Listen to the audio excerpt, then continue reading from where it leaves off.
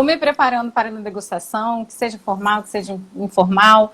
Primeira coisa, temperatura faz total diferença na degustação. Então, eu queria que a gente já começar a dica 1 da noite. Lá.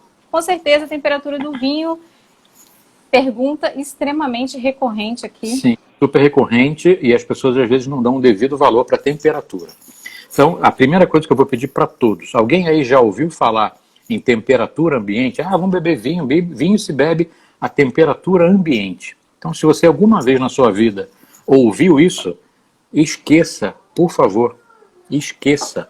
Isso não existe. Isso é mito. Cada tipo de vinho tem a temperatura ideal para ser consumido.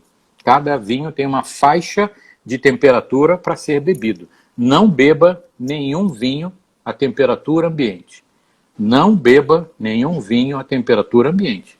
Cada um tem a sua temperatura perfeitinha, onde o vinho vai se mostrar melhor. Tá? Exatamente. Então, esquece isso. Primeiro, a temperatura de guarda. Se você tem uma adega, a temperatura de guarda deveria ser por volta dos 16 graus. Mais ou menos, 15, 16, 17. Pode variar nessas três temperaturas. E aí, calma aí. O mais importante é que a sua adega tenha a temperatura mais constante possível. Se a sua adega, eu só consigo 17 e não abaixa. Ótimo. O pior de tudo é um dia a 15, um dia a 25, um dia a 12 e outro dia a 49. Isso vai detonar o seu vinho, para começar. Então, a adega, a temperatura de guarda, deveria ser por volta dos 16 graus. 15, 16, 17. Tá? Um desses três aí. Para começar, para guardar bem o vinho. O que você vai falar? Vamos lá. Não, eu ia falar exatamente isso. Quando a gente fala da temperatura, a gente tem que entender que existe a temperatura de guarda e a temperatura de serviço. Ótimo. A temperatura, isso aí. A temperatura de guarda é uma temperatura para todo tipo de vinho. O vinho branco, o vinho espumante, o champanhe, o vinho de sobremesa, o vinho tinto, o vinho rosé.